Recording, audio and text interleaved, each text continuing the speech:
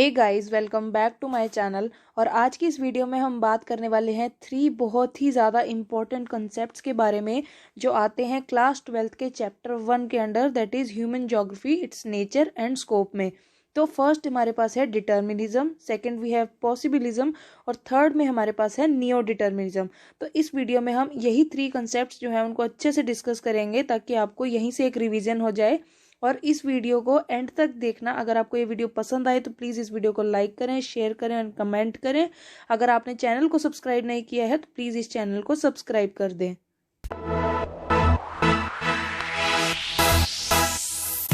तो इससे पहले एक पार्ट 1 आ चुका है जिसके बीच में हमने कुछ डेफिनेशंस डिस्कस की हैं, सब फील्ड्स डिस्कस करी है जिससे ह्यूमन ज्योग्राफी का जो है वो डायरेक्ट लिंक है। और थर्ड हमने उसमें ह्यूमन ज्योग्राफी की हिस्ट्री जो है वो डिस्कस करी थी। तो एक क्विक रिवीजन कर लेते हैं कि ह्यूमन ज्योग्राफी होती क्या है। तो human geography studies the inter relationship between the physical environment and the socio cultural environment created by the human beings. तो मैन के थ्रू डेवलप किया गया जितना भी टेक्नोलॉजी है उसको वो कैसे फिजिकल एनवायरनमेंट को डोमिनेट करने के लिए यूज करता है या उससे कैसे रिलेट करता है। तो उस रिलेशनशिप को पढ़ने के लिए हमें क्या पढ़नी पड़ती है, human geography that shows the relationship between the man and nature. तो हमारे पास जो फर्स्ट कंसेप्ट है इस चैप्टर में वो हमारे पास है नेचुरलाइजेशन ऑफ ह्यूमंस। तो नेचुरलाइजेशन का मतलब क्या है कि जो नेचर है, जो हमारा ये नेचर है, हमारा फिजिकल एनवायरनमेंट है, वो कैसे ह्यूमंस को जो है, मैन को जो है वो डोमिनेट करता है। तो इसके बीच में हम करेंगे कि ह्यूमन बींग्स जो हैं वो इंटरेक्ट करते हैं अपने फिजिकल एनवायरनमेंट के साथ with the help of technology developed by them. तो जो भी टेक्नोलॉजी जो है वो ह्यूमंस ने डेवलप की है उसको वो यूज़ करते हैं to overcome the problems of physical environment. तो फिजिकल एनवायरनमेंट में यहाँ पे हम क्या एग्जांपल लेंगे कि अगर नेचर ने हमें बहुत एक्सट्रीम क्लाइमेट अगर दिया है, जैसे अगर बहुत ज़्यादा हॉट है या बहुत ज़्यादा कोल्ड है, तो उसमें ह्यूमंस ने अपने डेवलपमेंट को, अपने टेक्नोलॉजी को यूज़ करते हुए क्या किया, एक्सट्रीम क्लाइमेट्स में हॉट कंडीशन में हमने एसीज की डेवलपमेंट कर दी और कोल्ड कंडीशंस के लिए हमने जो हीटर्स हैं उसका यूज़ करना शुरू कर दिया। वैसे ही technology is the indication of the level of cultural development of the human society. तो जितनी भी ज़्यादा टेक्नोलॉजी होगी ह्यूमन डेवलपमेंट भी उतनी ही ज़्यादा होगी और एक लेवल शो करेगा कि किस लेवल की टेक्नोलॉजी है, मींस उसी लेवल की जो ह्यूमन है वो डेवलप हो चुके हैं। तो technology could be developed only after the understanding the laws of prescribed by nature. तो इसका ये मीनिंग है कि जितना भी आपके नेचर के लॉज हैं, नेचर के जितने लॉज हैं, जैसे लॉ ऑफ ग्रेविटी है, या हम ये कहें कि जो हमारे एक डीएनए है, ये एक बहुत बड़ा एग्जाम्पल है नेचर का कि इसको कोई चेंज नहीं कर सकता। हमारे डीएनए जो हैं, जो हमारे ब्लड सैंपल्स हैं या जो हमारे ब्लड का जो एक डीएनए होता है उसको कोई चेंज नहीं कर सकता। फायर है, फ्लड्स हैं, इनको कोई रोक नहीं सकता। तो जब तक हमें नेचर के लॉज नहीं पता होंगे कि नेचर कैसे वर्क कर रहा है, तो ह्यूमन कितना मर्जी डेवलप हो जाए वो नेचर को ओवर पावर नहीं कर सकता। The primitive man was almost completely controlled by the forces of natural environment। तो जितने भी अर्ली ह्यूमंस थे, ये जो प्रिमिटिव मैन था, जो फिजिकल एनवायरनमेंट के साथ बहुत ज़्यादा इंटरेक्ट करता था, और कहीं ना कहीं जो प्रिमिटिव मैन था वो नेचर पर डायरेक्टली जो था वो डिपेंडेंट था। तो इस सिचुएशन में क्या होता है, where natural forces are more powerful than the human endeavour, and this concept is known as environmental determinism. कि जब नेचर जो है वो ह्यूमन को एक लेवल तक डेवलप होने देगा और उसके अकॉर्डिंग ही, नेचर के अकॉर्डिंग ह्यूमंस को जो है वो रहना पड़ेगा। तो इस सिचुएशन को हम बोलते हैं environmental determinism, where the physical environment for such societies became the mother nature. जो प्रिमिटिव मैन था, जो अर्ली ह्यूमंस का टाइम था, उस टाइम पर जितने भी सीजन्स थे ह्यूमन के वो डिपेंड करते थे वहाँ के नेचर पर, वहाँ कर फिजिकल फीचर्स पे। नेचुरलाइजेशन जो हमारा कंसेप्ट है, नेचुरलाइजेशन ऑफ ह्यूमंस, इसका क्या मीनिंग है कि जब नेचर जो है वो डोमिनेट करेगा मैन को, और इस कंसेप्ट को हम बोलते हैं इन्वायरमेंटल डिटर्मिनिज्म। नेक्स्ट जो कंसेप्ट है हमारे पास वो है ह्यूमनाइजेशन ऑफ नेचर, जिसको हम पॉसिबिलिज्म भी बोलते हैं, और इसको दिया था लूसियन फेब्रे ने। तो ये जो था with the passage of time, पहले क्या टाइम था, प्रिमिटिव मैन का टाइम था जो नेचर पे डिपेंडेंट था, बट अब with the passage of time human started understanding the environment and nature forces. जितने भी नेचुरल फोर्सेस थे हमारे फिजिकल फीचर्स के, उसको जो है ह्यूमंस ने समझना शुरू किया और उसको नेचर के अगेंस्ट यूज करना शुरू किया, विच अफेक्टेड देयर एक्टिविटीज। तो ह्यूमंस जो थे उन्होंने अपनी जो एक अंडरस्टैंडिंग थी नेचर को लेके, उसको यूज करना शुरू किया अपनी टेक्नोलॉजी में। अगर हम बात करें एक माउंटेन पे एक बिल्डिंग खड़ी करने की, तो पहले इतनी टेक्नोलॉजी नहीं थी कि एक स्टीप स्लोप पे हम कोई भी बिल्डिंग की कंस्ट्रक्शन कर सकें। अगर आज की बात करें, अगर हम करंट सिचुएशन में करंट सेंचुरी की बात करें, तो इस टाइम पर हम चाहे वो स्टीप स्लोप हो, चाहे वो वर्ल्ड में कोई भी जगह हो, हम अपनी टेक्नोलॉजी को यूज करके किसी भी फिजिकल एनवायरनमेंट से लड़ते हुए किसी भी बिल्डिंग या किसी भी इंफ्रास्ट्रक्चर को वहां पर डेवलपमेंट ला सकते हैं और हम कुछ भी बिल्डअप कर सकते हैं। Human shifted from the state of necessity to the state of freedom.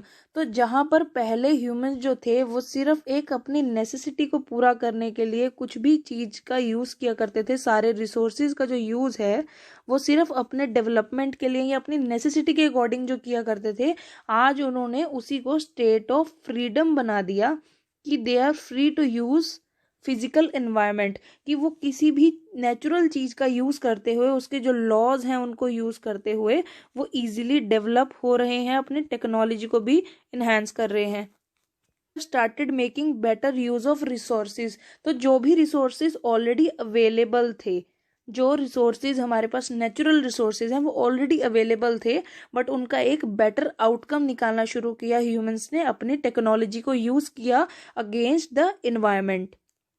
तो ये हमारा कंसेप्ट बना पॉसिबिलिज्म का, that the development of human is possible even they can dominate the nature.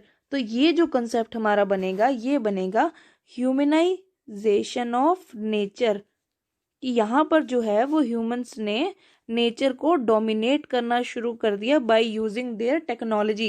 तो ये दो कंसेप्ट है, इसमें बिल्कुल कंफ्यूज नहीं होना। जहां पर नेचुरलाइजेशन आएगा कि जो नेचर है वो मैन को डोमिनेट करता है, इट मीन्स वो इन्वायरमेंटल डिटर्मिनिज्म है, कि जो इन्वायरमेंट है वो डोमिनेट कर रहा है नेचर को। बट जहां ह्यूमनाइजेशन होगा तो यहीं से हम समझ जाएंगे कि जो ह्यूमंस हैं अब वो जो है नेचर को डोमिनेट कर रहे हैं।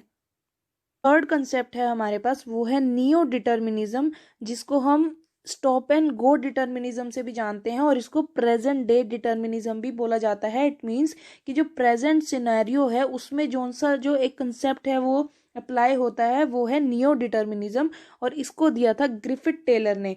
तो इन्होंने एक बहुत ही एक्सट्रीम जो हमारे पॉइंट्स थे, एक एनवायरमेंटल डिटर्मिनिज्म और एक पॉसिबिलिज्म, तो उसका एक मिडवे इन्होंने निकाला कि इस इन एक्सट्रीम पॉइंट्स में जहाँ पे जो एनवायरमेंट है वो मैन को डोमिनेट कर रहा है, और दूसरे में था कि जो मैन है वो इन्वायरमेंट को है वो डोमिनेट कर रहा है। तो इन्होंने उसका एक मिडवे निकाला कि जो नेचर है और जो इन्वायरमेंट है वो म्यूचुअली साथ साथ चल रहे हैं, कोई भी एक दूसरे को डोमिनेट नहीं कर रहा, दे आर मूविंग पैरेलल। तो इसमें क्या था कि प्रेजेंट डे डिटर्मिनिज्म का मतलब ये है कि जैसे आज की अगर हम बात करें तो हम डेवलपमेंट के साथ साथ नेचर पर भी डिपेंडेंट है, क्योंकि नेचर एक ऐसी चीज है जिसको हम कभी भी ओवर पावर नहीं कर सकते। अगर हमारे पास सॉइल है, क्लाइमेट है, तो हम उनको कहीं हद तक अपने अकॉर्डिंग चेंज कर सकते हैं, बट उन्हें आर्टिफिशियली डेवलप नहीं कर सकते। तो वैसे ही इस डिटर्मिनिज्म में उन्होंने एक कंसेप्ट दिया कि 1920s में टेनल ने एक्सप्लेन किया effect of rainfall as the determining decide the limits of agricultural settlements in Australia, की जो एक लिमिट थी एग्रीकल्चरल एरिया के अकॉर्डिंग, जो सेटलमेंट्स थी वहां पर उसी पर डिपेंड करती थी वहां के एग्रीकल्चरल एरिया के अकॉर्डिंग। नियो डिटर्मिनिज्म का जब उन्होंने कंसेप्ट दिया कि जो मैन है वो अभी भी नेचर पर डिपेंडेंट है आफ्टर डेवलपमेंट, तो उस टाइम पर बहुत सारे लोगों ने जो है उनको क्रिटिसाइज किया और उनकी बात नहीं सुनी। बट आफ्टर दैट उन्होंने एक बुक पब्लिश करी जिसका नाम था Australia in 1948, that attracted world wide attention to its idea, उसका आइडिया इतना ज़्यादा फेमस हो गया वर्ल्ड वाइड उस ऑस्ट्रेलिया बुक की वजह से, जिसमें उसने डिस्क्राइब किया था नियो डिटर्मिनिज्म के बारे में।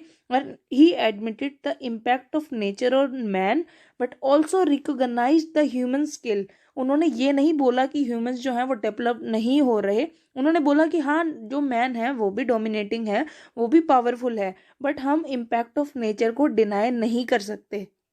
उन्होंने जो मेंटल एबिलिटी है और साइंटिफिक डेवलपमेंट जो है मैन की, उसको भी उसमें डिस्कस किया है, how through which man can use the nature at a certain extent according to his needs. कि जो नेचर का है, नेचर ने जो भी रिसोर्सेज प्रोवाइड करे हैं मैन को, वो उसको एक सर्टेन लेवल तक ही यूज कर सकता है according to its need.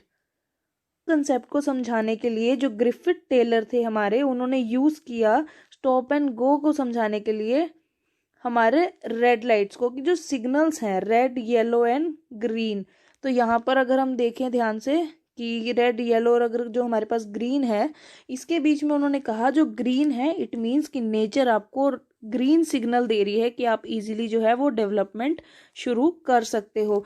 But वहीं पर अगर कोई नेचुरल डिजास्टर आ जाता है या कोई हैजर्ड है, वहाँ पे आप वो डेवलपमेंट नहीं कर सकते। इट मीन्स नेचर जो है वो आपको इंडिकेशन दे रही है कि यहाँ पर डेवलपमेंट करना आपके लिए हार्मफुल है। जैसे अगर हम बोलें कि अमेजोन फॉरेस्ट के बीच में अगर हम कोई भी बिल्डिंग खड़ी करना चाहें या वहाँ पर कुछ भी डेवलपमेंट करना चाहें, तो वो एक रिस्क है हमारे लिए, क्योंकि जो अमेजोन फॉरेस्ट है वो अर्थ के लिए लंग्स ऑफ द अर्थ माना जाता है। तो वैसे ही अगर हम ग्रीन सिग्नल देखें, तो ग्रीन सिग्नल ये है that you can develop at an certain extent, कि आप इतना भी ज़्यादा मत करो कि आपके पास एक रेड अलर्ट बजना शुरू हो जाए। और इतना जो है हमारे पास वो है कि अभी आपको वेट करना पड़ेगा, ताकि जो आपने ऑलरेडी एक लॉस ले लिया है, हमारे पास रेड जो है, red yellow and green, green का मीन्स है कि आप फिर से जो अपनी डेवलपमेंट है वो शुरू कर सकते हो। रेड का मीन्स है कि आपके पास यहाँ रेड अलर्ट है कि अब जो एक हद तक आपने रिसोर्सेज का यूज कर लिया है, अब आप अलर्ट हो जाओ और अभी जो अपने डेवलपमेंट है उसको थोड़ा सा ब्रेक लगा लो। और वैसे ही येलो का मीनिंग है कि अभी आपको थोड़ा वेट करना पड़ेगा, जो आपका लॉस हुआ है, जो आपने नेचर को एक लॉस दिया है, उसको आप थोड़ा टाइम देके रिकवर कर सको और उसके बाद ग्रीन आते ही अपनी डेवलपमेंट जो है वो फर्दर स्टार्ट कर सको। एक रीसेंट एग्जाम्पल ले हमारे कोविड-19 का, तो एक ये ऐसा वायरस है जिसने बहुत ज़्यादा जो वर्ल्ड वाइड इसका इम्पैक्ट था वो बहुत ज़्यादा रहा। और इसमें भी अगर हम रेड येलो और ग्रीन की बात करें, ये नियो डिटर्मिनिज्म की बात करें, तो नेचर जो था वो इतना ज़्यादा फेडअप था ह्यूमंस के डेवलपमेंट की वजह से कि उसको रिकवरी का जो टाइम था वो नहीं मिल रहा था, और हम बिल्कुल रेड अलर्ट को इग्नोर कर रहे थे। तो इसी वजह से जो भी हुआ, बट उसके नेचर ने एक अपना टाइम लिया, वेट किया उस सारी चीज़ को रिकवर करने के लिए, और वापस से हमें सिग्नल दे दिया that you can go ahead and your technology according to your use. ये था हमारा नियो डिटर्मिनिज्म कंसेप्ट, जिसके बीच में ग्रिफिथ टेलर ने ये बोला कि मैन और जो नेचर है वो पैरेलली चल रहे हैं, कोई भी एक दूसरे को डोमिनेट नहीं कर रहा। बस एक टाइम लिमिट होती है कि इस टाइम तक आप डेवलपमेंट कर सकते हो, फिर नेचर अपना टाइम लेता है और वापस से ह्यूमन को उसी का टाइम दे देता है कि अब तुम डेवलपमेंट कर सकते हो। अब ये जो क्वेश्चंस हैं ये कैसे पूछे जाते हैं, डायरेक्ट आपसे ये नहीं पूछा जाएगा बोर्ड एग्जाम्स में कि एक्सप्लेन नियो डिटर्मिनिज्म, या जो ग्रिफिथ टेलर का जो कंसेप्ट था वो क्या था।